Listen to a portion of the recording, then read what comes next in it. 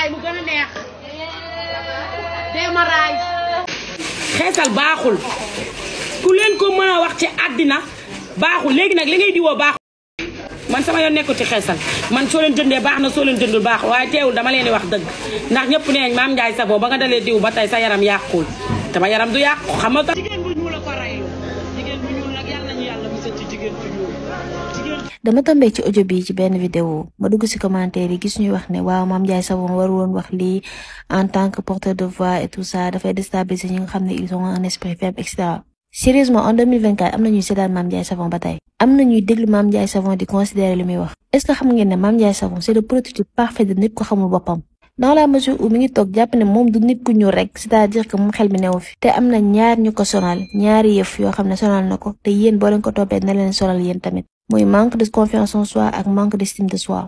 seetaan naa confidence am et même en dehors de ça boo ko dégloo ci ay waxam di nga xam ne kii carrément loolu ci éducation bi la. et du moom kese ñu ci bëri ñuy xeesal wala ñuy utiliser yenn produits yooyu loolu moo nekk seen problème en vrai. dañuy yaroo ci famille boo xam ne duñu leen jàngal gëm seen bopp jàngal valoriser seen bopp xam seen temps xam chance bi ñu am nga juddoo ci famille boo xam ne say juróom-ñaari maam yépp a ñuul kukk yor der bu ñuul nekk ay véritable africaine. yow nga juddu ne carrément sama der bi ma yor neexuma deru keneen a ma neex deru kan moo ma neex deru tubaab koo xam ne dafa juddu weex ay juróom-ñaari maamam yépp weex tàll à travers publicité yi ngay gis série yi ngay gis ak film yi ngay seetaan ci télé bi nga jàpp ne sa der yow baaxul deru keneen moo baax koo xam ne der bi ko yàlla bindee der boobu la maintenir ba jëmmi yàllay tey nga wàccee sa bopp yéegal ko jàpp ne c'est ça qui définit la beauté réer mi ngi commencé foofu. xeesal baaxul ku leen ko mën a wax ci àddina baaxul léegi nag li ngay diwoo baaxul. bëgguma stigmatiser ñi nga xam ne defuñu les bancs ñi nga xam ne jànguñu mais la plupart du temps ñoom ñooy xalaat loolu noonu duma wax ni ça n'existe pas mais rarement ngay gis ay intellectuels yoo xam ne dañuy xeesal. bu loolu weesoo ce qui nous différencie avec les autres c'est la mélanine qu'on a. li nga xam ne moom moo ñu différencier des autres c'est la mélanine qu'on a. mooy substance bi nga xam ne c'est sécrété par les mélanocytes bi nekk suñu yaram. moom moo ñu protéger contre les rayons ultraviolets yi nga xam ne moom la soleil bi di indi. nag n'ayant fait aucune formation en cosmétologie. jàngoo benn phrase bu jub sax mënoo koo wax. su ma yeggee Paris li may njëkk a def mooy ci feu de pelle ba laay dem photo. fan feu de pelle bi. fan feu de pelle bi mooy lu gudd lool. fa laa njëkk a dem photo pour xale yi xam ne. Tour Eiffel Tour Eiffel la.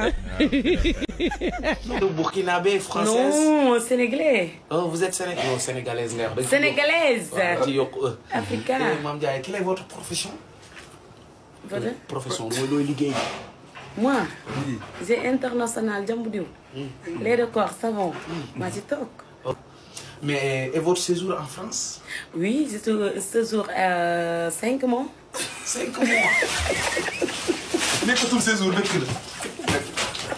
jàngoo benn phrase bu jub sax mënoo koo wax. defoo dermatologie jaaroo ci benn laboratoire teg say paan teg say bëri ko di jàmb ba mu neex la woowee ko piri jox nit ñi ñuy diwu jaar di tepp seen der bi yëpp teg ne jël lépp luy melal ni dindi sànni jàpp ni c'est ça la beauté alors que la véritable beauté c'est le naturel que ça soit nga nekk nit ku ñuul wala nit ku xees comme les poulards beauté mooy lu naturel quelle que soit couleur bi nga am ça n'a rien à voir. xam naa ne ñàkk gëm sa bopp foofu la commencé malheureusement li nit ñi wax loolu moo am.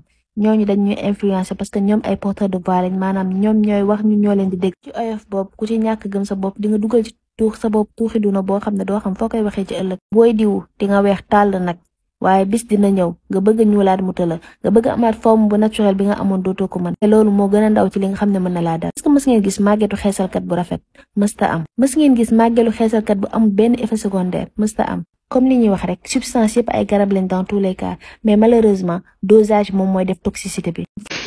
xeesal baaxul ku leen ko mën a wax ci àddina baaxul léegi nag li ngay diwoo baaxul. bu fekkee jàngoo xamoo ban quantité ak ban quantité nga war a jàmb yow yaa nar a lor nit ñi. ay corticoïdes di ko utiliser muy xolli sa der mujjee am forme bu ñaaw sa kaw ëpp sa suuf. tension beeg diabète bi di ñëw dans tous les cas. cere yeeg tâches interdigitaux yëpp taxaw. ñu joxante rendez-vous dans 10 ans cancer de la peau baa ngi ñëw. amul sa xaaral ma dem te ñëw man fi mu ne nii benn butéelu huile sa huile bi maanaam man du ma jël butéel dama jël sama diw bu ndaw maa moom huile yi di base yi man maa ko moom di lu ma neex laay def sama yaram bi diwoo ko sa yaram du yàqu. am na jaaykatu diw yoo xam boo leen naroon a solloo tey débardeur paccal ay weer deewal leen ko gënal.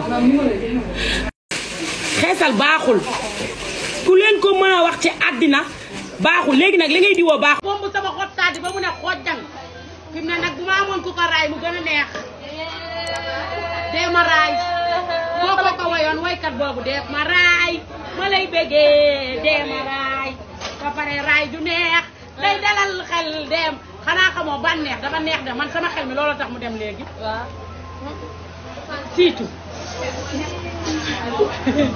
ajumaat cagala ajumaat